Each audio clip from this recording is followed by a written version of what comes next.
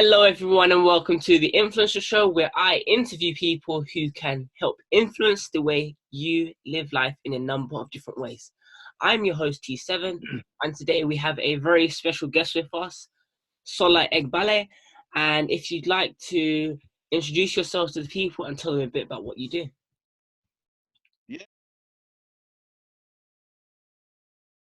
Yes, definitely. Hi, Trey. How are you?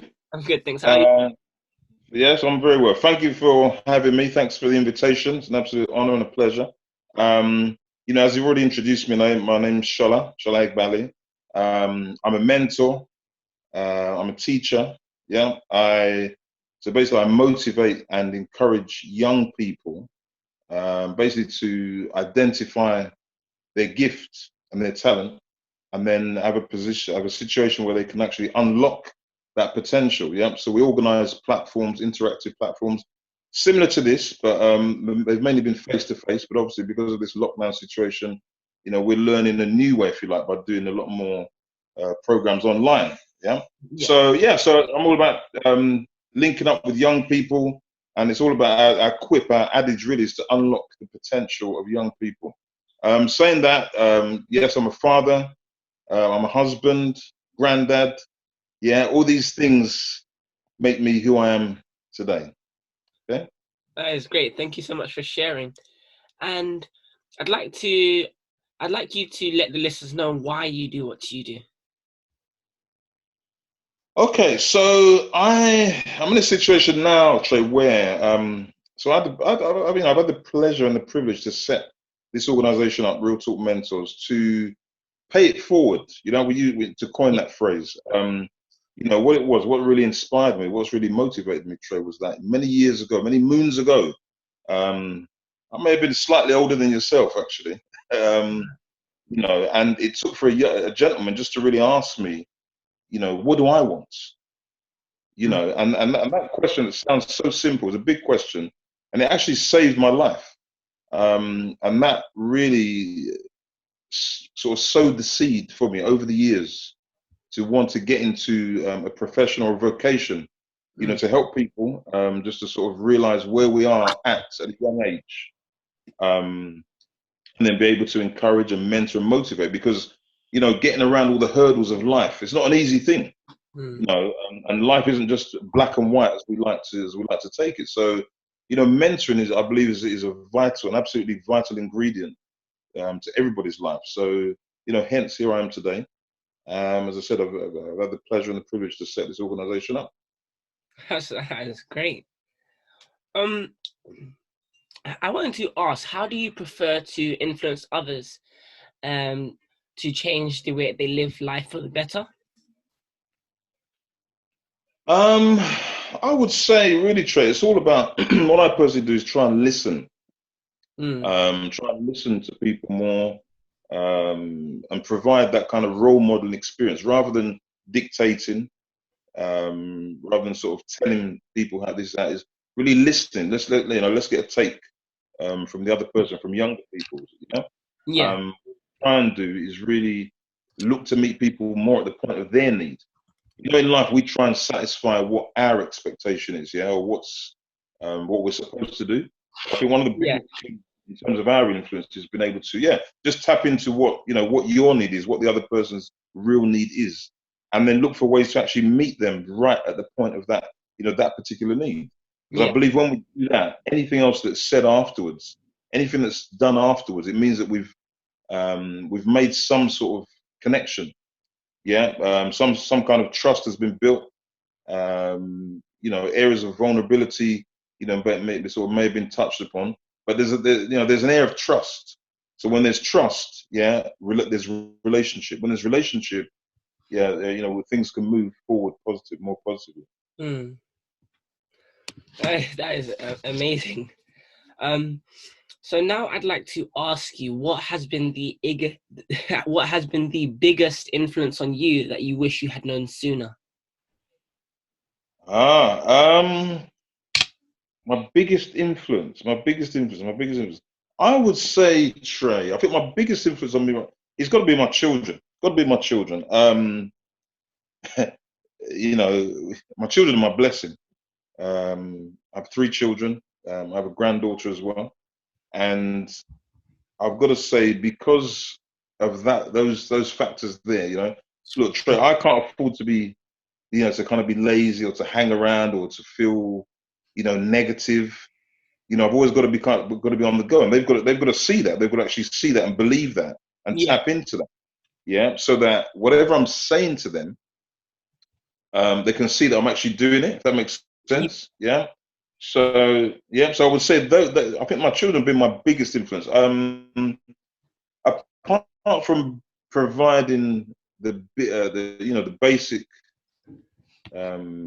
elements of life, food, shelter, clothing, and whatnot. I believe that as a parent, as an adult, we need to sort of go a step further. It's all about nurturing. It's all about teaching. And sort of developing that into a natural mandate. So, if to answer that second part of the question, if I, what you asked, what I'd wished I'd known earlier, yes. Yes. Okay, so if I'd known these things earlier, because I have 2 older children who are in their sort of late, I want to give their age away, they're ladies, they're late, late 20s, and then the younger one who's in her teens, around about your age. And so if I'd known what I know now, sort of teaching my younger one, Yeah. if I'd known how I should be now, maybe I would have had a better effect on the on the older ones. And I'm talking about in terms of time, because I think with the young people, they just need time. They need that connection with their elders, with their peers, and just spend time, talking and listening, and really getting to find out what, as I said before, what their actual point of need is. Yeah, we're busy going to school, for most of the day. You've got your other social activities and whatnot, but that actual direct connection from the home, I think is vital. And if I'd known or sort of tapped into those attributes earlier, I think I wouldn't say it's a regret. I'd say it's more like a kind of learning curve, because having said that, we still have, the relationship with my big children is, it's a fantastic relationship anyway. But there's things obviously that I do now that I wish I had done earlier in that respect. Yes, definitely. Yeah. Thank you so much for sharing that. Not a problem. Now I'd like to ask you what you think personally that people should to stay motivated during moments of crisis. Okay. Yes. So are you alluding to the lockdown? Are you alluding to the situation now? Yeah. Well, yes, but just in it might not be lockdown, just any forms of crisis. What you would say that they should and could do to stay motivated, really. Okay. Okay.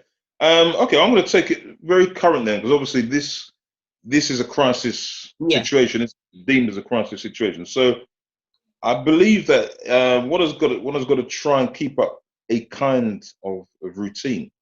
I think it's very, very important to kind of know oneself and keep that routine going in terms of your planning and your preparation, on a daily basis. Yeah. So what I do personally, I'll give you a sneak preview, a sneak preview into what I do. It's a case of, look, I pray. I pray.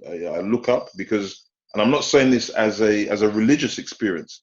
I'm talking about more in terms of faith, because I believe that in life, Trey, we've got to speak things into existence.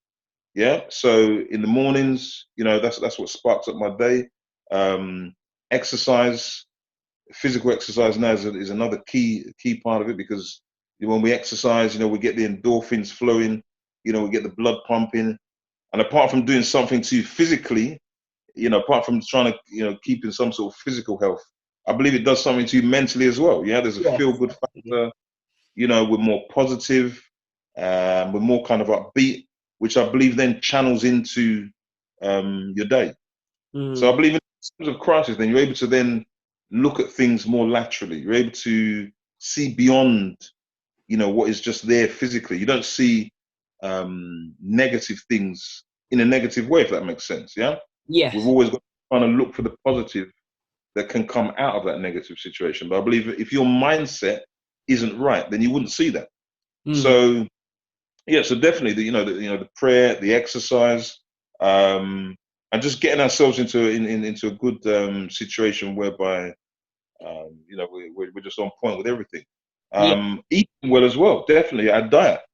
I think that we've got to Mm. keep our systems up, and all these things, they may sound kind of basic and of no consequence, but I believe from experience, I believe that they do make an impact, and they do allow us to, allay fear, um, and sort of put to bed negative or crisis situations.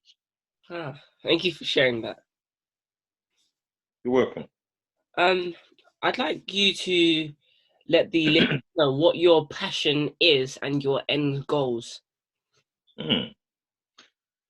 Okay, so my passion is just to stay fired up, Trey, just to stay fired up and motivated. To be able to motivate others, I've got to keep motivating myself. Yes. Yeah. Um, one of my goals as an is to continue is to be a leader, to lead. But I believe to be able to lead, one has got to be able to serve. Yeah. Mm. There's that air of humility, service, compassion, all these kindness attributes that have got to kick in. So I would say my passion, my goal is to, let me take it back a bit. So I wanted to be, one of my goals years ago was to be an ambassador. Yes. And it still is. And I believe that through that goal, I think Mm. that goal is actually materialized now. So I'm not the ambassador that was kind of going into different countries on the diplomatic service, but I'm now an ambassador in terms of trying to instigate and develop change into the way that young people are viewed, into the way that we can tap into our emotional intelligence as opposed to um, our intellectual intelligence all the time. Yeah. Mm. So I think that, those are my main goals. I mean, my goal again as a guy, as a mentor, is to be able to pass on the baton, as it were. Yeah, to be able to equip young people with everything they need to attain wealth. And that wealth I'm talking about, it could be physical wealth, our mental wealth, our emotional wealth, as I mentioned before, Mm. definitely our financial wealth, which then leads on to our economic wealth. Yes. And Yeah. I believe all these things I've just mentioned there, Trey, I think they all link into a kind of spiritual wealth. There's all a connection somewhere. Yes. Yes. Yeah. Um, Definitely. so yeah, I would like to see myself, really sort of in a sort of guidance remit. Yeah. And this is why I mentor. Yeah. This is the end result for me to see that. And my passion, my my end result, if you like, is seeing other people excel, especially younger people excel. So that's my payment, if you like. That's great. That's absolutely great. Okay. If you had a megaphone and you could say one thing to the world that would have a lasting influence on them, what would it be and why? Wow. That's a question. You're mixing it up there. If I had to make a lasting thing, I would say, Trey, I think we've got to be real to ourselves. I'll just get the megaphone, blast it out. Listen, be real. Just be real to yourself. Mm. Follow your spirit.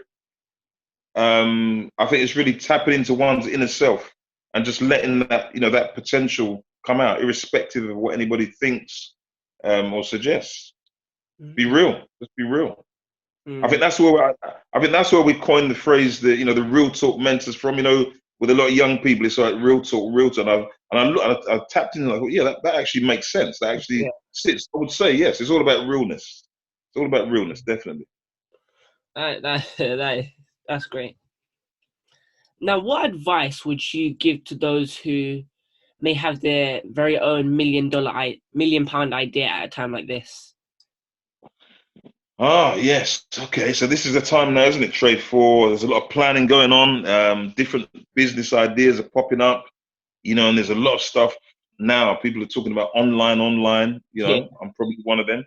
Um, yeah, I would say, Trey, one has got to really identify why Mm. that the business is going to be a goer. Yeah. So on paper, everything looks good. Everything looks right. It's like, yeah, this is gonna smash it. But I think the biggest thing in there is that no matter how it looks, yeah, you got to put yourself on the other side of the coin, on the buyer side, and think, well, okay, why would I tap into that service? Yeah. What is it that's special? Yeah. Why is it different? Why are they going to come to me? Yeah, as opposed to anybody else. Yeah. So I think that's covered in what we call a USP, a unique selling point. Yeah. Yeah. If that, I would say to really analyze what your unique selling point is, and sort of pattern it that way. Make sure your legalities are in place. Build a strategic team, just like you do, just like you've done, Trey. Yeah. And then deliver. That idea, even though it may be a unique idea, there's got to be some kind of collaboration. Yes, because there are different gifts that we can add from different sources. To Yeah. idea up. But I would go back to the fact that I believe it all hinges on why that idea is so special. So I would say it's all about the USP. It's all about the unique selling point.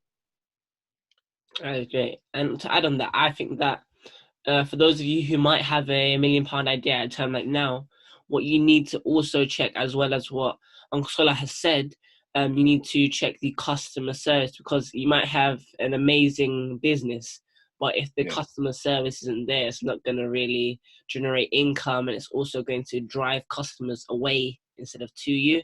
Because, for example, you might have heard of that friend who's had, let's say they've had a phone and they've had a terrible customer service when they've gone to try and get it fixed.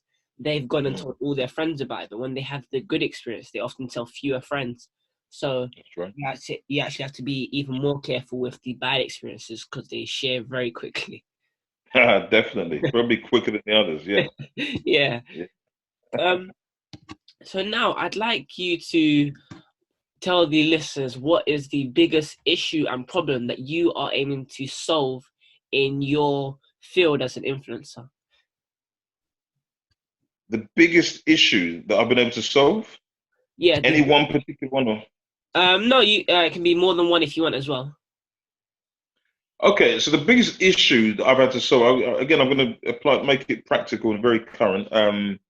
In terms of how we are today, yes. Yeah. Because what I've normally been doing, as I said, I'm a face-to-face person. Normally go out, do presentations, do workshops. Going to schools, going to institutions, do one-to-ones. It's all based on a face-to-face contact, yeah. Because Yeah. I don't know what it is. There's something about that personal touch. Yeah, does that make sense? Something about the personal connection there, where people can see you. Can actually see your body language. They can see your eyes. They can see if that smile is a real smile. Yeah. They can see the moment. Yes. So I'm having to kind of unlearn, if you like, what I did before, and now relearn a new situation where it's got to be online. I'm seeing Yeah. this is the future. Um, so it's something that I've got to get to grips with. It's something I'm working on profusely now to get all my online mentoring up to speed, organizing packages that can now be delivered in this format, and still make sure they have the same impact on people, on listeners, on my mentees. So I would say that's I wouldn't even really look at that as a hurdle. I would kind of say that as an extra cog in the wheel of development, if you like, because Yeah. even when we come out of this particular period, I'm seeing this now as like, well, it kind of had to be, because if it wasn't like this, I may not have Online. honed in on, Yeah. on the online stuff. Yeah. Yeah. Look, Trey, look, I'm old school. I'm one of these oldies, but I'm young at heart. I'm young at heart. Yeah. And what it is, we don't tend to use the online facility enough. Yes. Younger people obviously do. So I'm getting to see this as a new avenue, Yeah. new challenge, and I believe that we just got to rise to the challenge. And, hopefully I'm taking it in my stride. I'm loving it. I'm enjoying it, making a few good contacts like this, trying to get involved more in social media. So, yeah, to answer your question, I would say this would be the main thing. But at the same time, Trey, I kind of thrive and I get excited about situations that are not normal. Yeah, I get excited in situations where, you see, when I believe that when you're in a comfort zone, we get complacent. So when we have to do something because we have to do it, it Yeah. then excites. The emotion, yeah, does that make sense? Yeah, it Yeah. excites the emotion up, and you just got to do it. And sometimes we come out bigger and better than we expected. So yeah, I like to take challenges, believing that challenges are meant to be there to be overcome. Thank you so much for sharing that. I hope you guys have gained something from that as well. Um, so now I'd like you to share with the listeners the top 3 lessons that you have learned along your journey and how they have influenced the way you look at life. Okay, my journey. It's been a very colourful one, I must say. Um, yeah, but to answer your question straight, Trey, I would say humility got to be the first one. Um, in my previous life or my previous world, I was in a very high-powered sales environment, which meant we just had to get it done. Mm. Yeah, it was a case of show me the money, show me the money, show me the money. Don't care how you do it, just show me the money. And so you can imagine that sort of setup. There wasn't any humility. Was just like, look, forget it. You're not hard enough. You're not forceful enough. So I've had to kind of shed that sort of attitude. So I would say I've had to be humble along the way in my personal life, in my professional Oh, life. sorry. Bless you. You okay then? Yeah. Yeah. Okay. Yeah. So yes, I've had to be humble. No problem. I've learned to be resilient.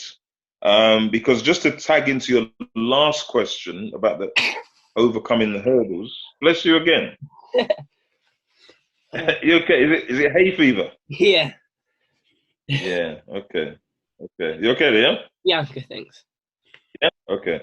So I was saying, just to tap into your last question about hurdles that I've had to overcome. So I remember some years ago when we had the credit crunch, and I lost a lot of money, Trey. I lost a lot of money, running to hundreds of thousands of pounds, and but it taught me to realize that look, money is not the key. Um, it taught me to realize that having wisdom is the key. Mm. Yeah. So at the end of the day, anyone can make money. Yeah, anyone can make money. Anyone can set up a business. It's not a problem. But can you keep it? Can you maintain it? Yeah. And that's the key. It's about having wisdom. So I learned that resilience, yes, to then look for the wisdom to better myself. Yeah. Yes. Um, and I would say the third one to cap it all, I would say definitely, I've learned to trust, to trust in God more than anything that I've ever done in my life. When I was younger, Trey, I used to believe in God, but I never had a relationship. Mm. Knew how to build a relationship. And I think, I want the listeners, I want young people to really hear this, that, we're not talking about a religious experience now. We're talking about, as I said before, speaking things into existence, understanding that we were made, that we were created to be a certain way. Unless we have that conversation, unless we have that, look, Trey, when people, you've probably heard this before, when people say, oh, somebody's talking to themselves, and they've lost it.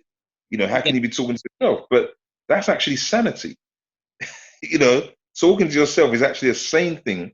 It's not an insane thing. Yeah. Mm. So going back to your question, yes, I would say trust.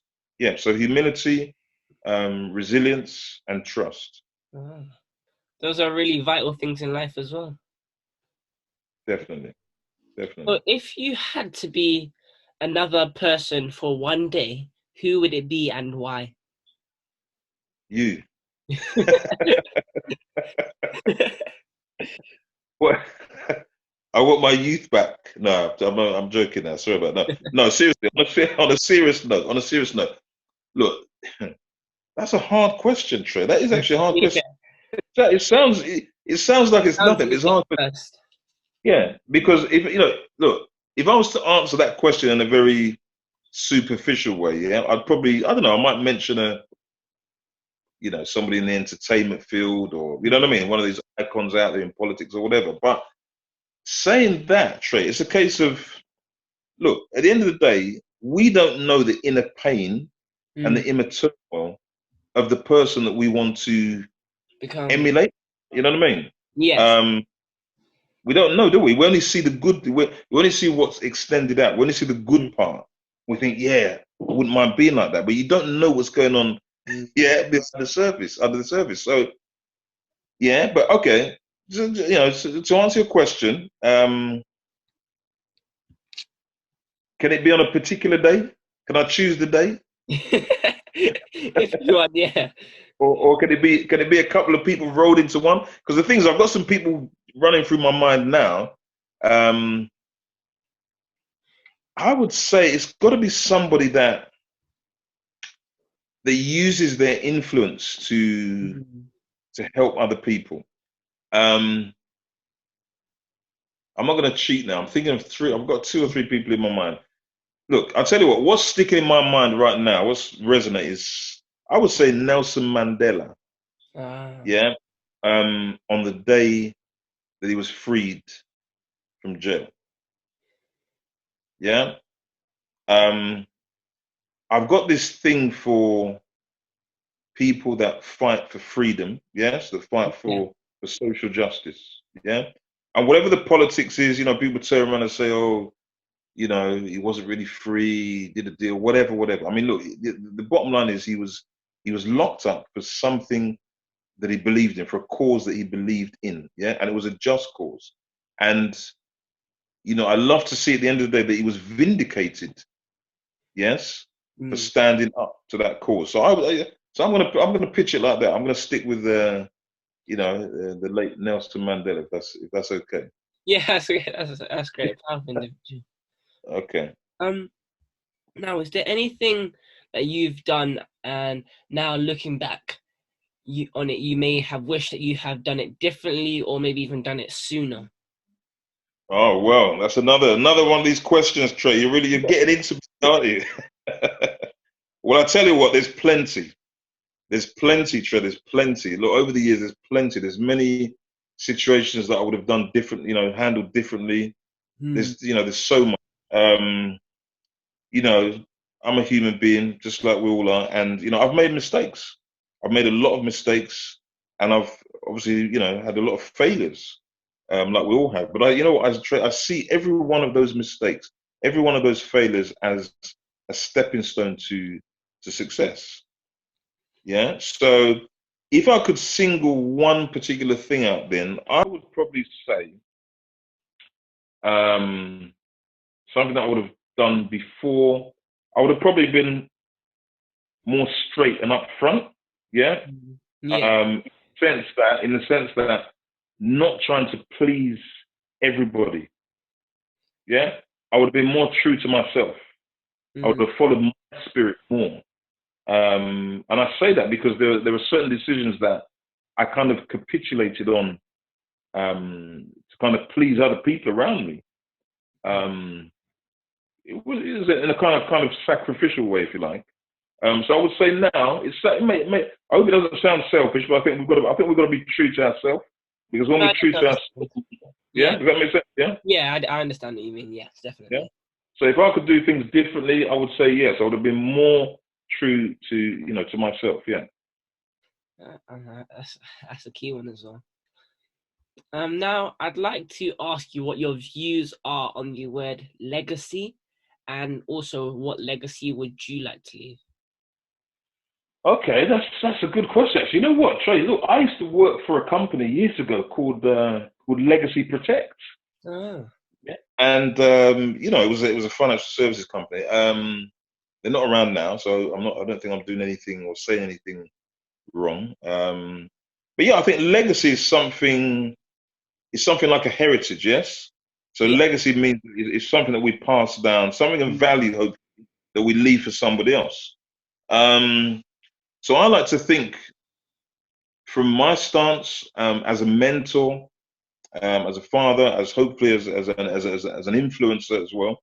I like to think that I'm actually forming my legacy now, um, where I'm involved in this mentoring role. Yes, um, I want to be, or I'd like to see myself forming that situation where I'm not a deficit, but I actually become an asset for a Yeah. generation.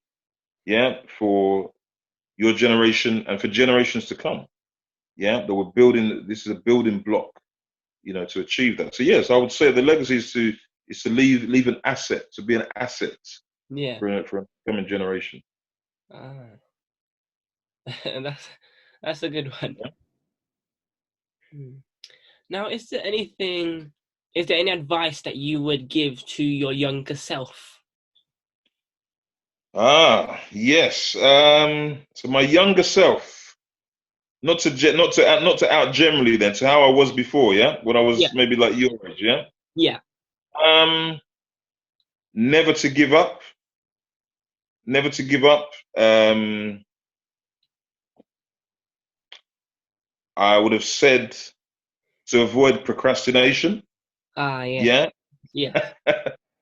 We kind of, we kind of dilly dally on stuff and, Mm, waste time. Trade time is precious. mm, As I'm sure you're getting to find out, it doesn't wait around for us. Um, yeah, to avoid procrastination, I would say um, learning the attributes. I would have loved to learn the attribute of forgiveness. To forgive myself first and foremost, and to forgive others. Yeah. So I think to my younger self, yes, I think those are the main two areas that I would key into. mm.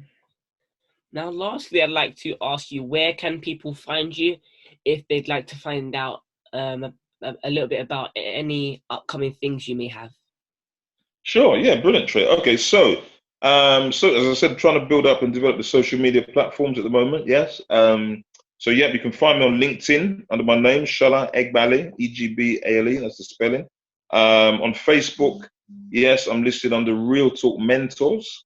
Yeah. Or you can find me under the name Ayo Dele. The translation for that is like that, but it basically means joy comes home. Yeah. So Facebook, Ayodele, and then via our website, which is realtalk247.com. Thank you so much. And also thank you so much, Uncle Salah, for coming on to the Influencer Show. I really do appreciate Brilliant. It's been an absolute pleasure, Trey. it. Um, talking to you, as I said, I know we're involved, we're having some few talks. Can I just leave you with one little snippet? One thing I wanted to just add that, Yeah, that's fine. you know, the people. Is that okay? Yeah. Yeah. Um, whenever we birth something in our spirit, yeah, whenever we birth an idea, a concept, my advice from the heart is to never, ever, ever give up on it. Yeah, never give up. Because once we've conceived something, we start to believe it and we can achieve it. Yeah. So I'd just like to leave you with that. I hope the listeners tapped into your prowess. You're great what you're doing. Keep it up. Thank you. Thank you. Yeah, thank you. Thank you. And thank you so much, you guys, for listening. And if you guys would like to have the chance to be featured on the Influencer Show, be sure to email the email that's going to be popping up on the screen, and I'll send you the application process. I hope you guys have enjoyed it. And that's it from myself. And our guest today was Sola Egbale. And as you guys already know, it's the Real Talk Mentor. So be sure to go and check him out. And hope you guys have a great day. Bye. Excellent. Bye bye. Thank you.